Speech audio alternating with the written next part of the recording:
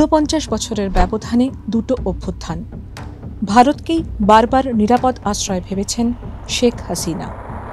৫ August সোমবার চলমান ছাত্র বিক্ষোভের মাঝেই প্রধানমন্ত্রীর পদ ছেড়েছেন শেখ হাসিনা। বিবিসির খবর, সোমবার বেলা ১১টার মধ্যেই গণভবন ছাড়েন হাসিনা ও তাঁর বোন রেহানা। হেলিকপ্টারে করে ত্রিপুরার আগরতলায় পৌঁছন। সেখান থেকে বিমানে গাজিয়াবাদে ভারতীয় বায়ুসেনার ঘাঁটিতে অবতরণ, অতঃপর দিল্লির গোপন আস্তানা। বাংলাদেশে ফেরার উপায় নেই, তাই বাধ্য হয়ে ভারতে অজ্ঞাতবাস। এই অভিজ্ঞতা বাংলাদেশের সবচেয়ে দীর্ঘ সময়ের প্রধানমন্ত্রীর আগেও হয়েছে। তখন অবশ্য তিনি প্রধানমন্ত্রী হননি। রাজনৈতিক বিশ্বের কাছে তখনও তিনি শুধুই বঙ্গবন্ধু মুজিবুর রহমানের তরুণী কন্যা। সবে বছর চারেক হলো বাংলাদেশ স্বাধীন হয়েছে। ১৯৭৫-এর ১৫ই অগস্ট রক্তস্নাত ভোরে ঘুম ভেঙেছিল বাংলাদেশের।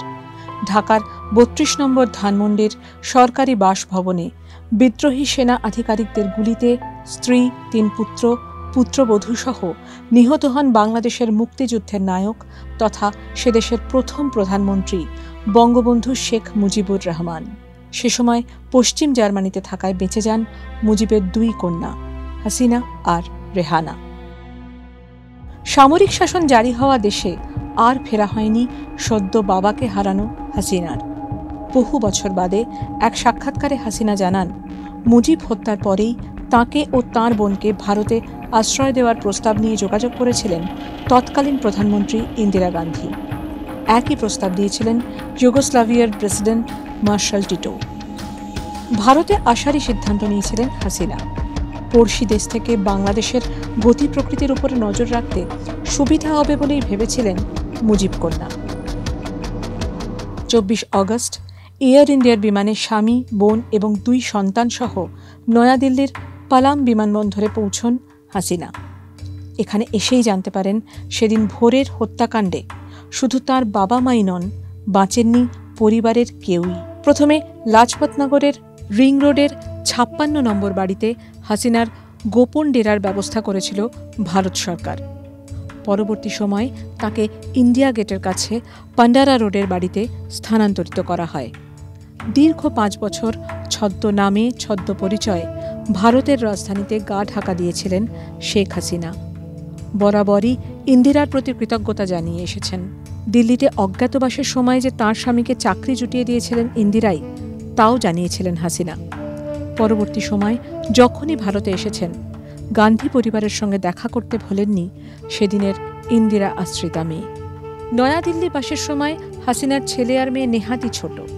সাজিব মাত্র ৪, সাইমা তো আরও ছোট। দাদু দিদার কাছে যেতে বায়না করা ভাই বোনের কান্না সামলাতে রীতিমতো বেগ পেতে হতো বাংলাদেশের ভাবী প্রধানমন্ত্রীকে। অজ্ঞাতবাসের ক্লান্তি কাটানোর জন্য অল ইন্ডিয়া রেডিওর বাংলা বার্তা বিভাগে কাজও করেছিলেন হাসিনা। প্রথম ২-৩ বছর পরিবারের কারোর সঙ্গে দেখা করার সুযোগ হয়নি।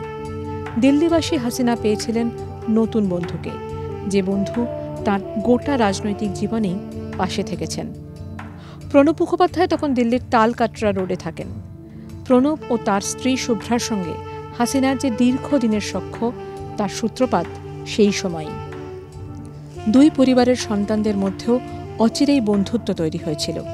প্রণব কন্যা শর্মিষ্ঠা এবং হাসিনা কন্যা সাইমা বড় হয়েছেন ইন্ডিয়া গেট সংলগ্ন লনে পুতুল খেলে। মুখোপাধ্যায় পরিবারের সব জন্মদিন, পিকনিকে হাজির থাকতেন হাসিনারা। অতিথি অভ্যাগতদের সঙ্গে নিজের বোন বলে হাসিনার পরিচয় করিয়ে দিতেন শুভ্রা মুখোপাধ্যায়। ২০১৫ সালে শুভ্রার অন্তিম সংস্কারে যোগ দিতে এসেছিলেন হাসিনা। প্রণব যখন কোমায়, রোজ ফোন করে খোঁজ নিয়েছেন। তার মৃত্যুতে একদিনের রাষ্ট্রীয় শোক পালন করেছিল হাসিনার বাংলাদেশ। হাসিনা বলেছিলেন তিনি তার অভিভাবককে হারালেন। এবারে হাসিনা দেশ ছাড়ার পরে হাসিনার পুরনো ছবি ভাগ করে নিয়ে লিখেছেন, নিরাপদে থেকো, শক্ত থেকো হাসিনা পিসি। এবার হাসিনার ভারতে চলে আসা নিয়ে মঙ্গলবারই রাজ্যসভায় ভাষণ দিয়েছেন বিদেশমন্ত্রী S Jaishankar. Our understanding is that after a meeting with leaders of the security establishment, Prime Minister Sheikh Hasina apparently made the decision to resign. At very short notice, she requested approval to come for the moment to India. We simultaneously received a request for flight clearance from Bangladesh authorities. She arrived yesterday evening in Delhi. দেশে অভ্যুত্থান হলে হাসিনার জীবনে সংকট আসতে পারে, সেই সম্ভাবনার জন্য বরাবরই প্রস্তুত থেকেছে নয়াদিল্লি।